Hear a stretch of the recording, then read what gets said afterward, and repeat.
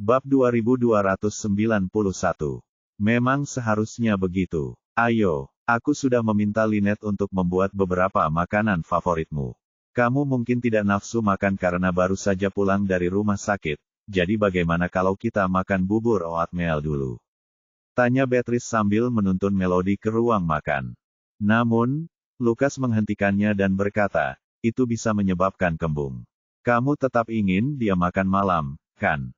Kamu sendiri bilang dia tidak nafsu makan sekarang. Bubur oatmeal mungkin terlalu berat untuknya. Sesuatu yang lebih ringan akan lebih baik untuk saat ini. Lukas mengatur makanan Melody selama ia dirawat di rumah sakit dan tahu bahwa nafsu makannya telah berubah karena kondisi kesehatannya. Selain tidak lagi bisa menikmati hidangan manis dan pedas favoritnya, ia mudah kenyang bahkan dengan porsi makan yang kecil. Lukas harus membujuknya untuk makan lebih banyak selama mereka di rumah sakit. Kenangan menghabiskan waktu sendirian dengannya di kamar rumah sakit membuatnya merasa sedikit canggung dan tidak nyaman.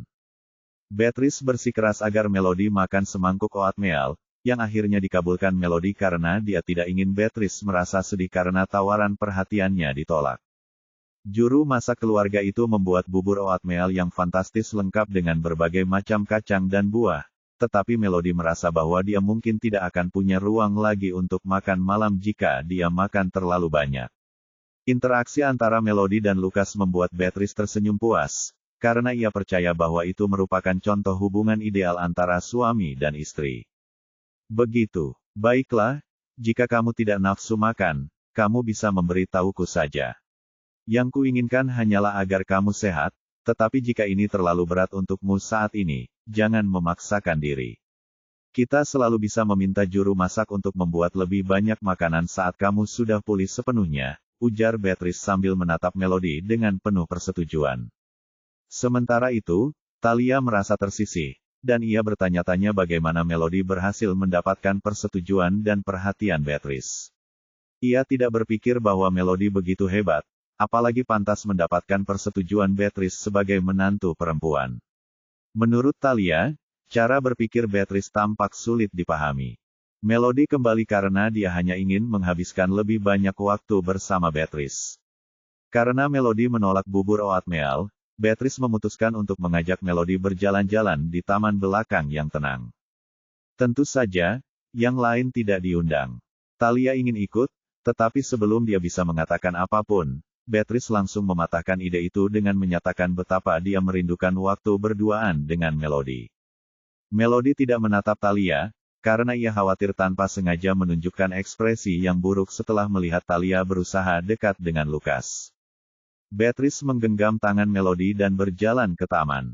Bunga-bunga langka di tengah dinginnya bulan November, dan Cedric, mengetahui bahwa Beatrice menyukai bunga, berusaha agar bunga segar didatangkan setiap hari dari berbagai tempat hanya untuk menambah sentuhan warna pada taman. Para ahli hortikultura merawat taman tersebut, dan mereka sudah mengenakan pakaian berlapis-lapis agar tetap hangat. Berkat upaya mereka yang berdedikasi, taman itu tampak semakin subur. Lihat bunga-bunga ini, mereka mekar dengan sangat indah bahkan di cuaca dingin, ujar Beatrice sambil menunjuk ke arah sepetak bunga merah. Ya, dinding putih di rumah sakit itu sangat suram. Melihat bunga-bunga ini membawa perasaan hangat, kata Melody, bermaksud untuk berbagi apresiasi barunya daripada membangkitkan rasa iba. Beatrice mengenal Melody dengan baik dan mengerti maksud ucapan itu. Dia menepuk punggung tangan Melody dan berkata, kamu telah banyak menderita selama periode ini. Aku akan memastikan kamu menerima perawatan yang layak ketika kamu pulih dan pulang. Bab 2292. Melody tersenyum dan berkata, aku tidak akan mengatakan aku sangat menderita. Lukas mungkin lebih menderita daripada aku. Dia harus bolak-balik pulang hanya untuk merawatku. Kau bisa lihat dia kurus. Hah, kapan kau akan belajar untuk tidak menyimpan semua rasa sakit dan penderitaanmu sendiri? Kau perlu menunjukkan sedikit kelemahan di depan orang lain, jika kau mengerti maksudku. Lukas adalah cucuku, jadi aku mengenalnya lebih baik daripada siapapun.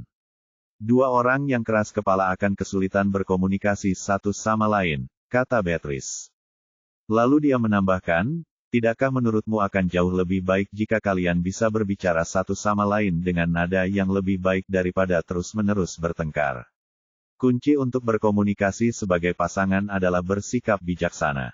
Dia tidak mengizinkan saya dan Cedric merawatmu karena dia khawatir dengan kesehatan kami, dan saya memutuskan bahwa saya tidak seharusnya mengganggumu agar kalian bisa memiliki waktu untuk berduaan. Tapi aku senang kau dan kakek Cedric ada di sini. Itu sama sekali tidak menggangguku. Lukas dan aku akan selalu menyambut kalian dengan tangan terbuka. Melody bersikeras, suaranya tulus. Cedric dan Beatrice sangat baik padanya, dan mereka tidak akan pernah merasa terganggu olehnya. Aku tahu apa yang ingin kau katakan. Kami tidak akan mengizinkanmu bersama Lukas jika kami tidak tahu seperti apa dirimu. Omong-omong, kau memendam kesedihanmu sendiri saat kembali dan bertemu Thalia lagi, kan? Melody menggigit bibir bawahnya saat nama itu disebut dan tidak tahu harus bereaksi seperti apa. Tidak ada yang bisa luput dari perhatian pasangan tua itu. Beatrice sangat memahami Melody, dan respons sedih Melody seharusnya tidak mengejutkan setelah Thalia muncul di sana. Aku sudah bilang pada Lukas untuk tidak memberitahumu tentang ini sebelumnya, kata Beatrice, mengejutkan Melody dengan pernyataan itu. Awalnya Melody mengira Lukas menyembunyikannya darinya. Mengapa tidak? Melody merasa bingung. Dia pasti akan sangat terkejut jika mengetahuinya sebelumnya, dan setidaknya dia akan sedikit siap secara mental untuk menghadapi situasi tersebut. Aku tahu apa yang kau pikirkan, tapi kami lebih mengkhawatirkan kesehatanmu daripada hal lain. Kau sudah dalam proses pemulihan, dan memberitahumu ini hanya akan membuatmu khawatir. Apakah kau mampu mengendalikan diri agar tidak terlalu banyak berpikir di rumah sakit jika aku mengizinkan Lukas memberitahumu tentang hal ini? Ada senyum kecil yang puas di wajah Beatrice. Dia lebih mengkhawatirkan kesehatan Melody daripada apapun, meskipun dia tahu bahwa Melody mungkin sedikit terkejut ketika pulang dan mengetahui hal itu. Meskipun begitu, itu lebih baik daripada membiarkan Melody terlalu khawatir saat berada dalam kondisi terlemahnya. Nenek benar, tapi aku. Melody tidak ingin terlihat terlalu picik. Lagi pula, dia tahu betul bahwa hubungan antara dirinya dan Lukas hanyalah sebuah kontrak. Ia tak bisa menahan diri untuk bertanya-tanya apakah Beatrice dan Cedric akan merasa bahwa ia terlalu berlebihan dalam menafsirkan hubungan itu begitu mereka mengetahui bahwa hubungan itu berawal dari sebuah kontrak. Lagi pula, ia tidak dalam posisi untuk mempertanyakan hal itu kepada Lukas. Aku tahu ini menyakitkanmu, tapi jangan ragu untuk menceritakan semuanya padaku. Cedric dan aku akan selalu mendukungmu. Kehangatan dalam ekspresi Beatrice membuat Melody merasakan kehangatan di hatinya. Hal itu sedikit mengejutkan saya, hanya itu saja. Saya kira Thalia sudah kembali ke Molomia. Lagi pula, dia sudah mengenal Thalia selama beberapa tahun, sementara saya baru mengenalnya beberapa waktu. Saya rasa hubungan kami dengannya tidak bisa dibandingkan dengan Thalia. Bab 2293. Beatrice langsung memahami keluhan Melody. Kehadiran Thalia di rumah tidak terlalu mengganggu Melody, yang membuatnya tidak nyaman adalah kurangnya perhatian Lukas dalam mengabaikan perasaannya. Lebih jauh lagi, persahabatan Thalia dengan Lukas selama beberapa tahun telah meredam kepercayaan diri Melody dan hubungannya dengan Lukas. Saya mengerti maksud Anda, tetapi sayalah yang menyuruh Lukas untuk tidak memberitahu Anda, dan saya minta maaf untuk itu. Saya tidak akan menyangkal bahwa dia memiliki masa lalu dengan Thalia, tetapi itu hanya karena hal-hal tertentu terjadi di masa lalu, dan karena Thalia lah dia sekarang aman dan sehat. Inilah sebabnya dia sangat perhatian padanya. Thalia memiliki seorang saudara perempuan, dan sebelum meninggal, dia meminta Lukas untuk menjaga Thalia dengan baik, kata Beatrice. Setelah jeda sejenak, dia melanjutkan, meskipun begitu, saya tetap ingin meyakinkan Anda bahwa tidak ada apapun yang terjadi di antara mereka. Jika memang ada, itu pasti sudah terwujud menjadi hubungan yang nyata sebelum Anda muncul. Beatrice mengenal cucunya dengan baik. Dia bukanlah seorang pengecut, dan dia pasti sudah mengaku kepada Thalia sejak lama jika dia benar-benar memiliki perasaan terhadapnya. Namun, Melody tidak menduga akan ada hubungan seperti itu antara Lukas dan Thalia. Melody tersenyum getir saat mendengar penjelasan itu. Ia akan merasa lega setelah mendengar pernyataan itu jika ia dan Lukas benar-benar menikah, padahal kenyataannya tidak. Ia juga bertanya-tanya mengapa Lukas tidak meminta Talia untuk membantu menyelesaikan keraguan dan meyakinkan kakek neneknya. Ada kalanya situasi mungkin tidak sejelas yang Melody bayangkan. Misalnya, Beatrice berpendapat bahwa tidak seorang pun, bahkan Talia, dapat memisahkan Melody dan Lukas setelah mengamati interaksi mereka.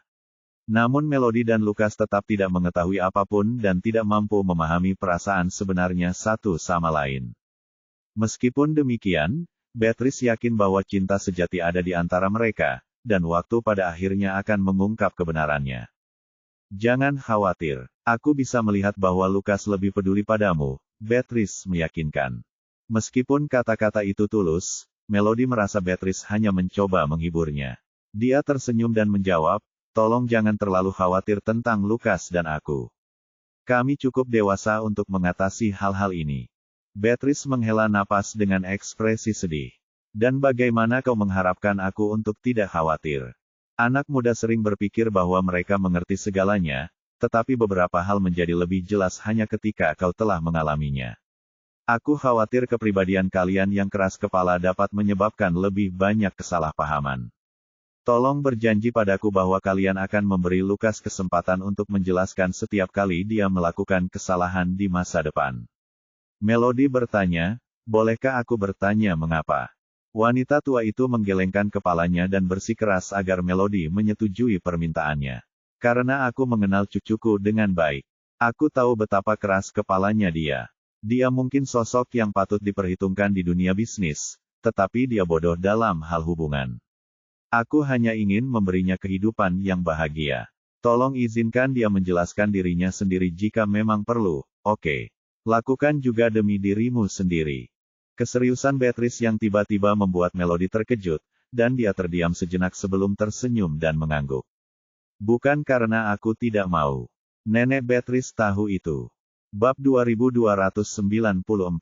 Beatrice mengangguk. Dia memahami karakter Lukas dengan baik, terutama sifat keras kepalanya yang kadang-kadang muncul. Terlebih lagi, dia mengamati tingkat toleransi dalam hubungannya dengan Melody yang jarang dia tunjukkan kepada orang lain. Interaksi Lukas dengan Talia tampak seperti toleransi, tetapi Talia biasanya mendasarkan tindakannya pada setiap gerak-gerik Lukas. Dia mempertahankan batasan tertentu meskipun bersikap malu-malu dan menggodanya. Ketakutan Lukas akan bosan dengannya membuat Talia menahan diri untuk tidak melewati batas apapun yang dapat membuat Lukas berpaling tanpa menoleh lagi. Namun, ketika menyangkut Melody, dinamika berubah sepenuhnya. Mereka menunjukkan toleransi satu sama lain, dan tanpa disadari Melody memengaruhi Lukas untuk melakukan hal-hal yang sebelumnya tidak pernah ia pertimbangkan. Setiap kali ia berdebat dengannya, ia menemukan bahwa ia dapat berulang kali menurunkan batasan yang sebelumnya tidak dapat diubahnya untuk setiap orang. Bahkan ada saat-saat ketika ia rela mengesampingkan banyak hal asalkan Melody memperhatikannya. Namun, Melody tetap tidak menyadari pengungkapan tersebut. Dari sudut pandangnya, dia dan Lukas selalu berselisih satu sama lain. Sebagai pengamat, Beatrice dengan cepat memperhatikan detail-detail kecil itu. Hanya sedikit yang cukup berani untuk berdebat dengan Lukas, dan bahkan mereka yang berasal dari keluarga dengan latar belakang hampir setara pun akan tunduk padanya. Setelah melewati dunia bisnis yang kejam, Lukas memancarkan sikap dingin dan tegas saat berurusan dengan rekan-rekannya.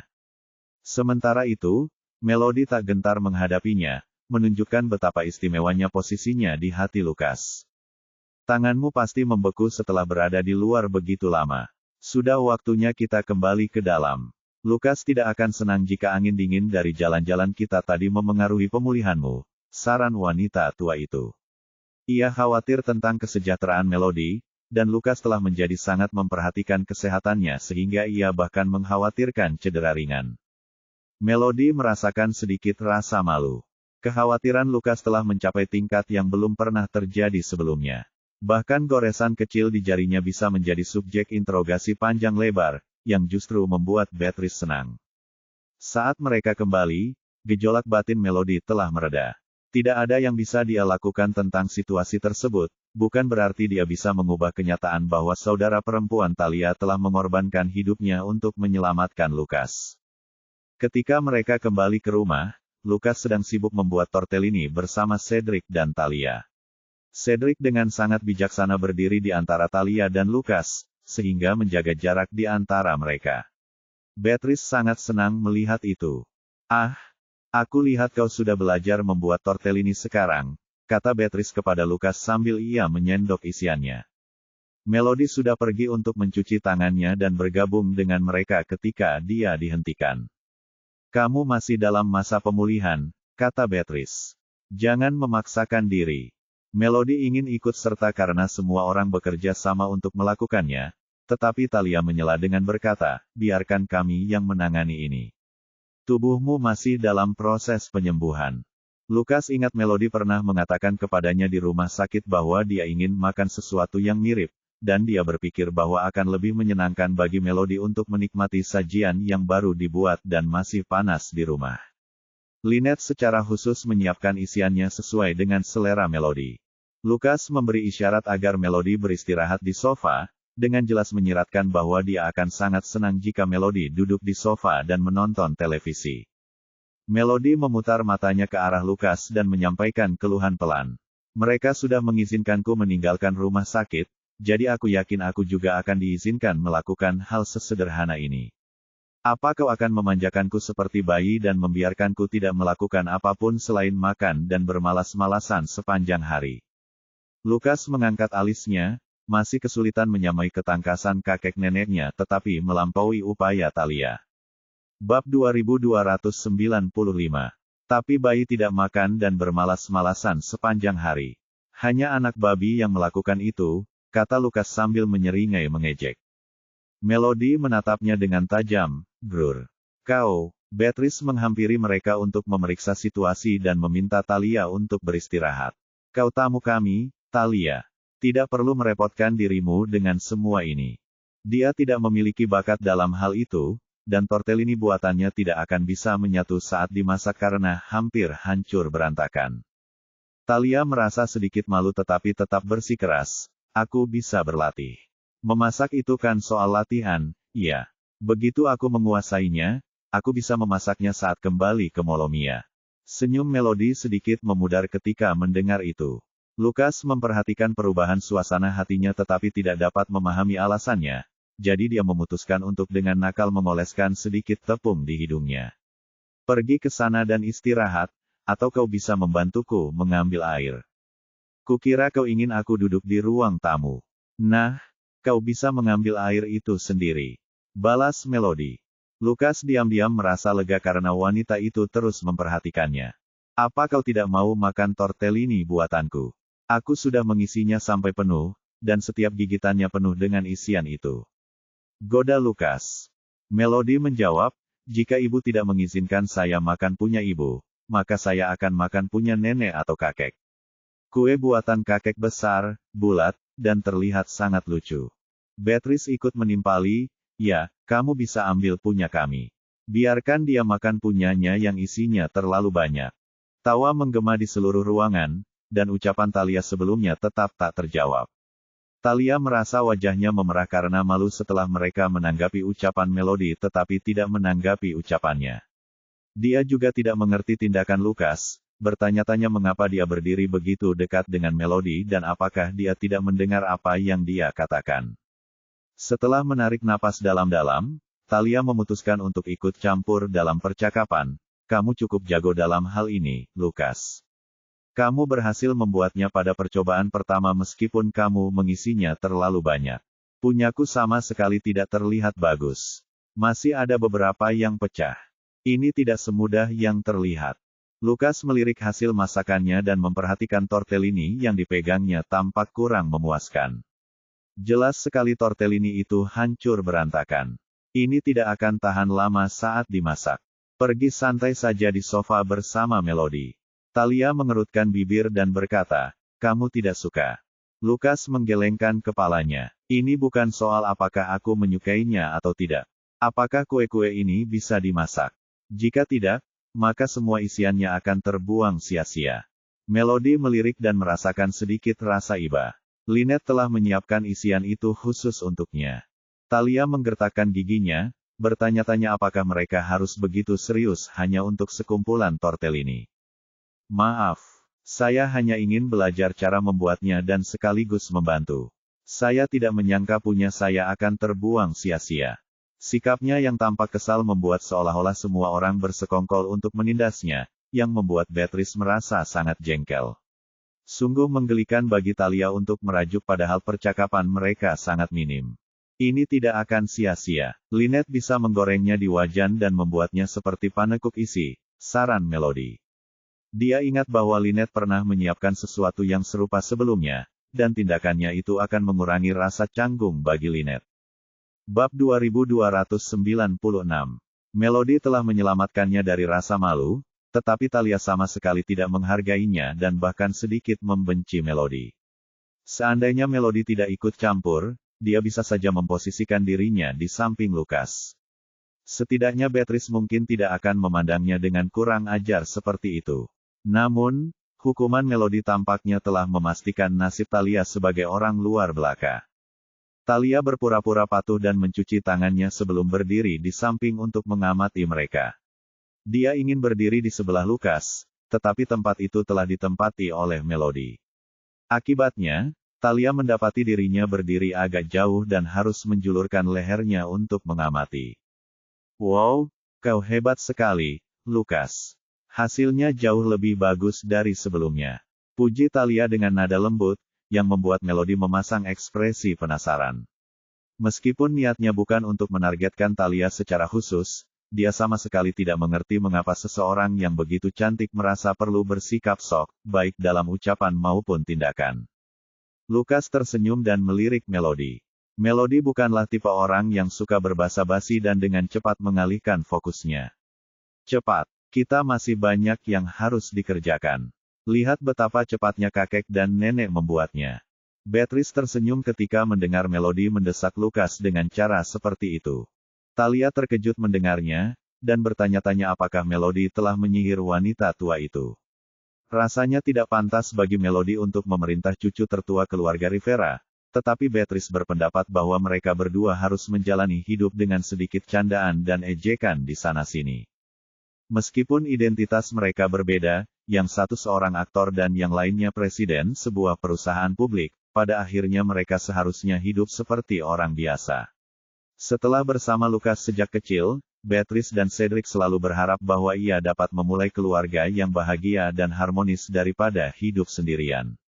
Dengan kehadiran Melody, harapan mereka agar ia bisa menjalani hidup yang penuh kegembiraan dan vitalitas tampak semakin dekat. Sebuah fakta yang tidak luput dari perhatian Beatrice. Tentu saja, Beatrice sangat senang dengan itu. Proses membungkus semua tortellini kecil itu memakan waktu hampir 2 jam, tetapi waktu yang dibutuhkan untuk memasak dan menyajikannya hanya sekitar 20 menit. Kita bisa menyimpan sisanya di dalam freezer agar kalian berdua bisa memasak kapanpun kalian mau, saran Beatrice. Mereka memang sengaja membuat dalam jumlah besar untuk tujuan itu, karena ia ingin Melody bisa menikmatinya kapanpun ia mau meskipun Lucas mungkin tidak selalu ada. Saran pragmatis itu membuat Talia kesal, karena ia berpikir bahwa Melody seharusnya membeli es krim beku siap pakai atau memesan makanan dari luar jika ia menginginkannya, daripada membebani Lucas terlalu banyak. Kamu baru saja pulih, jadi aku akan meminta Lynette menyiapkan makanan bergizi setelah kamu resmi diperbolehkan pulang. Beatrice meyakinkan Melody, memperlakukannya seperti cucu perempuan. Rasa iri Talia pun berkobar. Dia tahu bahwa persetujuan Cedric dan Beatrice sangat penting jika dia ingin bersama Lucas, dan mereka juga merupakan rintangan besar yang menghalangi jalannya. Saat Lucas mengamati Melody menikmati tortellini buatannya, senyum tulus muncul di bibirnya. Makanan itu adalah yang terbaik yang pernah ia nikmati dalam beberapa hari terakhir. Bisakah aku memasak lebih banyak untukmu besok? Tanya Lucas. Melody menggelengkan kepalanya dengan hati-hati. Tidak, aku hanya ingin menikmatinya malam ini.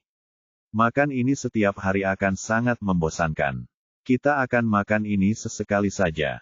Baiklah, mari kita putuskan menu makan besok nanti, Lucas setuju. Melody menambahkan, saya bahkan mungkin bisa keluar dari rumah sakit besok. Kau benar, Lukas mengakui. Merasa puas dengan hidangan tersebut, Beatrice membungkus banyak buah sebelum mereka pergi.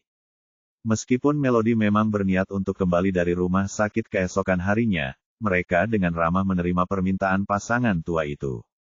Kecuali pertemuan tak terduga dengan Thalia, sisa hari itu berjalan dengan sangat baik. Bab 2297. Melody tidak langsung naik ke atas ketika mereka tiba di rumah sakit. Lukas menghabiskan waktu bersamanya di lantai bawah untuk berjalan-jalan agar membantu pencernaannya. Dia makan beberapa potong makanan tambahan sebelumnya karena makanan yang dia makan belakangan ini agak hambar, sehingga dia akhirnya merasa sedikit tidak enak badan. Kamu selalu bisa makan lebih banyak lain kali. Kenapa kamu harus makan begitu banyak sekaligus dan membuat perutmu kembung? Melihat ketidaknyamanannya, Lukas berpikir untuk meminta dokter meresepkan obat untuknya. Melody memutar bola matanya ke arahnya. Tidak bisakah kau lihat betapa bahagianya nenek saat melihatku menikmati makananku? Akhirnya aku bisa pulang, dan melihat mereka begitu ramah kepadaku sangat membantu meningkatkan nafsu makanku. Apa maksudmu kau cenderung kehilangan nafsu makan saat hanya aku yang ada di sekitar? Lukas menggertakkan giginya, merasa sedikit kesal karena wanita itu tampaknya tidak menghargai betapa sulitnya merawatnya di tengah jadwalnya yang sibuk. Melody terkejut dengan pertanyaan mendadak itu. Kenapa kamu berpikir begitu? Aku tidak tahu berterima kasih.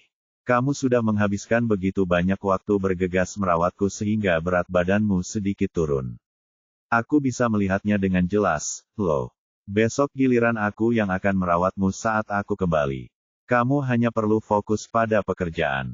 Aku juga akan menghabiskan lebih banyak waktu dengan kakek dan nenek. Mereka sekarang bersama Thalia di rumah. Kamu tidak perlu terlalu khawatir. Kamu seharusnya lebih mengkhawatirkan dirimu sendiri, jawab Lukas. Senyum Melody memudar. Mereka sudah lama mengenal Thalia, jadi tidak perlu orang luar seperti dia ikut campur. Kau benar, aku seharusnya tidak terlalu memusingkan ini. Thalia bisa mengurus mereka dengan baik di rumah, dan mereka juga punya banyak pelayan. Aku seharusnya tidak terlalu khawatir tentang mereka. Lukas mengerutkan kening setelah mendengar perkataannya. Rasa tidak nyaman menyelimutinya. Ia ingin menjelaskan dirinya, tetapi Melody sudah berjalan di depannya dan meninggalkannya tanpa kesempatan untuk melakukannya. Ia tidak bermaksud mengatakan bahwa kepulangannya tidak penting. Sebaliknya, ia hanya ingin Melody berhenti khawatir. Apakah kamu sudah memikirkan kapan kamu akan kembali ke lokasi syuting? Aku bisa mengaturnya jika itu masalahnya, Lukas mengalihkan pembicaraan. Pembicaraan tentang pekerjaan berhasil menarik perhatian Melody. Aku sudah, dan karena aku akan segera keluar dari rumah sakit, jadi jika hasil tes besok baik-baik saja, aku berencana untuk kembali bekerja lusa. Lukas mengerutkan kening. Apakah kau harus terburu-buru? Dia khawatir tentang kesehatan Melody, yang harus pulih sepenuhnya. Melody menggelengkan kepalanya dan berkata, kau boleh memutuskan segalanya untukku, tapi biarkan aku yang memutuskan kapan aku akan kembali ke lokasi syuting. Lagi pula, tidak akan pernah ada waktu di mana semuanya sempurna karena persiapan sebanyak apapun tidak akan pernah cukup. Aku akan merasa lebih baik saat kembali ke lokasi syuting. Ekspresi Melody melunak saat membayangkan berakting bersama anggota kru lainnya. Lagi pula, itu adalah kariernya. Lukas juga menghela napas lega, karena Melody tampak sedikit tidak senang ketika ia menyebut Thalia sebelumnya. Ia tidak sebodoh itu hingga benar-benar tidak menyadari hal itu. Sekitar pukul 8, Lukas menyarankan agar mereka naik ke atas bersama. Jika mereka terus berjalan, tubuh Melody mungkin tidak akan tahan terhadap dingin. Oke, ketika laporan keluar keesokan harinya, dokter memastikan bahwa tidak ada masalah, yang membuat Melody bisa bernapas lega. Apakah itu berarti aku bisa pulang sekarang? Tanyanya dengan gembira. Bab 2298. Lukas pun merasa lega. Ia benar-benar khawatir tentang kesehatan Melody, bahkan sampai memastikan Lynette hanya menyiapkan makanan yang paling bergizi dan menyehatkan untuknya. Menyadari bahwa tanda-tanda vitalnya semuanya dalam kisaran normal, kecemasannya akhirnya mereda. Melody dengan penuh semangat mengemasi barang-barangnya dan bertekad untuk melakukannya tanpa membiarkan Lukas ikut campur. Lukas memperhatikannya dengan penuh kasih sayang saat Melody sibuk, meskipun ia tidak menyadari bahwa ia sedang menatap Melody seperti itu, dan Melody pun tidak menyadarinya. Meskipun Melody akhirnya bisa pulang, ia tetap tidak bisa menghilangkan kekhawatirannya tentang berapa lama Thalia akan tinggal di rumah keluarga Rivera. Jaminan dari Beatrice sehari sebelumnya telah mengingatkannya bahwa Thalia tidak pernah berakhir bersama Lukas meskipun mereka memiliki sejarah dan kenangan bersama. Didorong oleh pemikiran ini, Melody bersedia mencoba untuk memenangkan hati Lukas. Kata-kata dukungan Beatrice membuat Melody tersenyum, dan Lukas, yang melihat sekilas senyum itu di kaca spion, berkomentar dengan bercanda, "Apakah kamu senang pergi karena kamu tidak perlu lagi sendirian denganku?"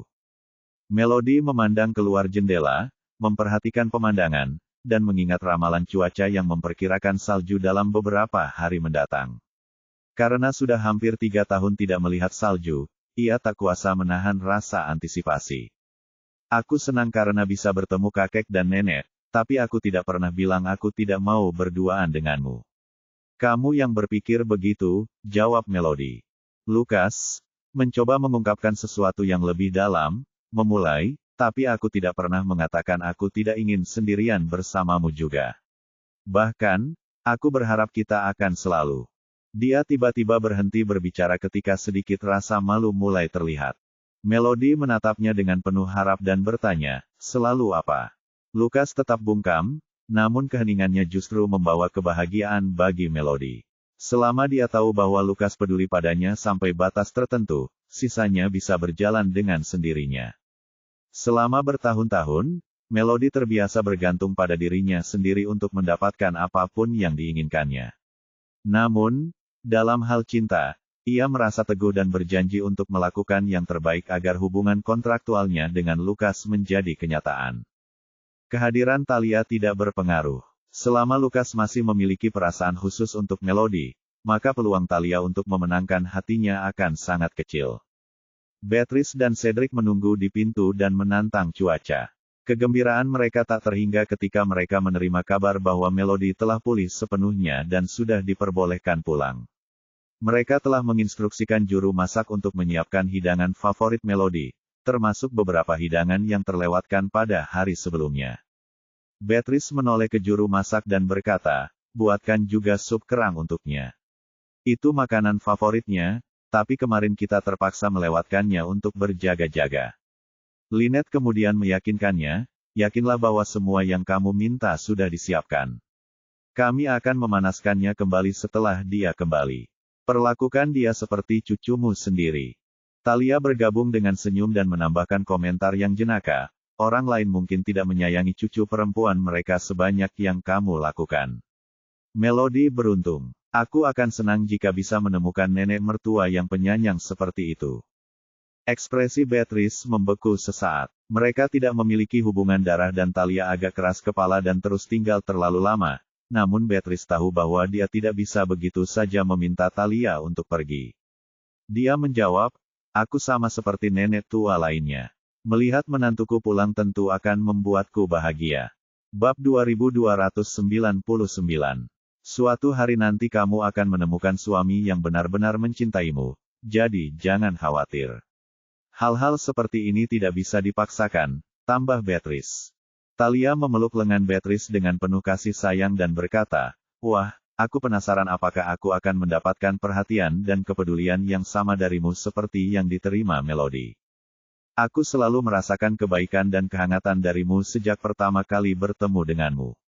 Itu membuatku merasa seperti di rumah, dan perasaan itu semakin dalam selama aku tinggal di sini.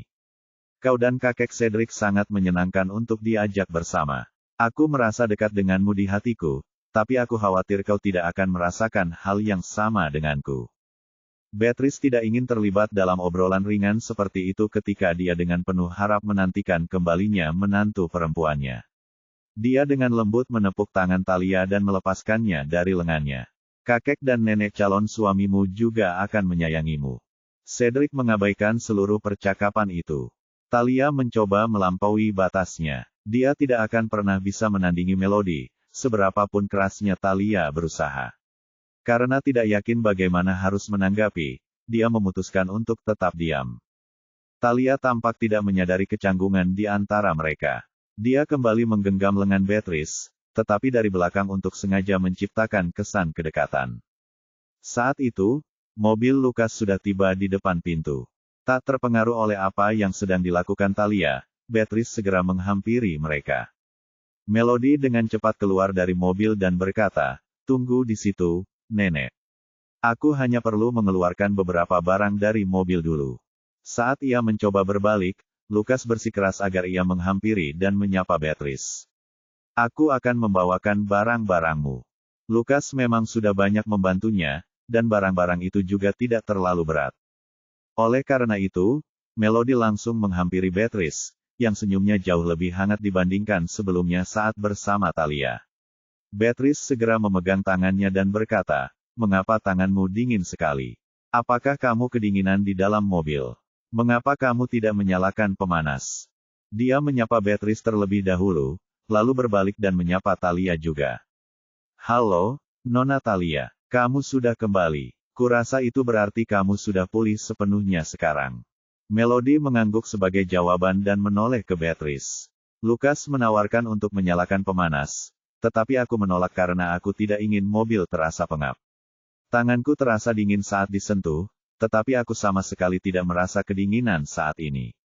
Beatrice tahu bahwa tangan dan kaki seseorang akan mudah kedinginan selama musim gugur dan musim dingin, dan menyarankan agar mereka mencari cara untuk membantu Melody mengatasi hal itu. "Baiklah, ayo masuk ke dalam. Kita tidak seharusnya berlama-lama di pintu ini.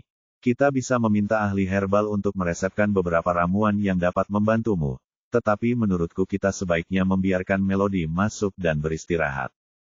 Kedua orang tua itu mempersilakan Melody masuk dan menunjukkan sedikit minat pada Lukas. Hanya Talia yang tetap berdiri di sana, menatap ambang pintu. Semakin lama ia tinggal bersama keluarga Rivera, semakin terkesan Talia dengan kemampuan Melody. Meskipun pasangan tua itu secara teknis adalah kakek nenek Lukas, kasih sayang yang mereka tunjukkan kepada orang luar seperti Melody sungguh luar biasa. Talia tidak mengerti metode apa yang digunakan Melody.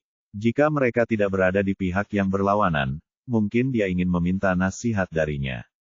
Kepedulian Beatrice terhadap Melody tampak tulus, seperti kasih sayang yang dimiliki seseorang terhadap cucunya sendiri. Bahkan, kepedulian itu melampaui kasih sayang yang mungkin diberikan oleh beberapa kerabat kandung. Bab 2300.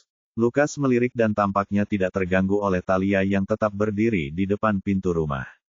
Ia memegang sebuah tas koper kecil yang sebagian besar berisi barang-barang Melody dan hanya sekitar 2 atau 3 set pakaian. Ketika Talia mengulurkan tangannya untuk mengambilnya, ia dengan lihai menghindar dan menyerahkannya kepada pelayan yang datang untuk membantunya. "Ini terlalu berat, kau tidak akan mampu mengangkatnya." Talia cemberut dan menunjukkan sedikit simpati padanya. "Mengapa kakek nenekmu tampaknya lebih tertarik pada kesejahteraan Melody daripada kesejahteraanmu? Mereka bahkan tidak menunggu untuk menyambutmu." Sejujurnya, itu sedikit membuatku sedih. Lukas tidak mengerti mengapa Talia merasa sedih karenanya. Dia pulang setidaknya setiap 2 hari sekali, dan kakek neneknya mungkin tidak begitu senang melihatnya. Lagi pula, tidak ada gunanya bagi mereka berdua untuk berdiri di gerbang dan menahan angin dingin. Kakek neneknya sudah tua, dan Melody juga baru saja pulih. Dia menganggap Talia agak sensitif, tetapi dia memilih untuk tidak memikirkannya lebih dalam. "Sepertinya kau akur dengan Melody. Apakah ini berarti kau tidak terlalu sibuk kali ini? Bisakah kau mengajakku jalan-jalan jika ada waktu?" Talia menyimpan harapan untuk bisa berduaan dengan Lukas karena tatapan tajam pasangan tua itu di rumah membuatnya sesak napas. Lagi pula, dia tahu bahwa mereka tidak ingin dia berhubungan dengan Lukas. Talia mencemooh usaha mereka, bertekad untuk tidak pernah menyerah pada Lukas. Dia bersumpah akan membuat pasangan tua itu mengerti pada akhirnya bahwa dialah yang benar-benar cocok untuk Lukas. Saat Lukas dan Talia memasuki rumah, Melody sudah menikmati makanannya. Dia menoleh dan berkata dengan gembira kepada Lukas, "Kerang hari ini sangat segar. Kamu harus mencobanya." Melody kemudian menoleh ke Talia dan tampak berbicara dengan nada yang lebih ragu-ragu. "Bergabunglah dengan kami, Nona Talia. Kerangnya sangat segar." Thalia tersenyum tipis dan berkata, benarkah? Kalau begitu, silakan saja nikmati sepuasnya. Aku sudah kenyang beberapa hari yang lalu saat kau tidak di rumah, dan aku bisa mendapatkan semua makanan laut ini secara teratur karena tempat tinggalku dekat dengan garis pantai. Implikasi dari kata-katanya jelas, bahwa Melody kurang berpengalaman dengan hidangan lezat seperti itu. Melody tidak terlalu memikirkan ucapan itu, tetapi Beatrice mengerutkan kening ketika mendengarnya. Hanya karena masih segar bukan berarti kamu bisa makan berlebihan. Sudah berapa porsi yang dia makan? Pertanyaan Lukas berhasil menghilangkan kerutan di dahi Beatrice. Hanya 2 mangkuk. Aku suruh Lynette menyajikannya. Ayo, makan juga. Aku akan mengawasi Melody agar dia tidak makan berlebihan. Melody cemberut. Dia tahu bahwa Beatrice akan memantau asupan makanannya saat Lukas ada di dekatnya. Makanan laut mungkin bukan yang terbaik untuk kesehatanmu saat ini, jadi makanlah secukupnya untuk memuaskan keinginanmu, kata Lukas sambil mendekati Melody. Baiklah, Melody mengangguk, menyetujui sarannya. Aku akan makan 1 porsi lagi paling banyak. Nenek sudah menyiapkan banyak makanan untuk nanti. Melody tersenyum ketika Lukas mengalah. Lagi pula, diet hambar telah menjadi perjuangan baginya selama beberapa hari terakhir.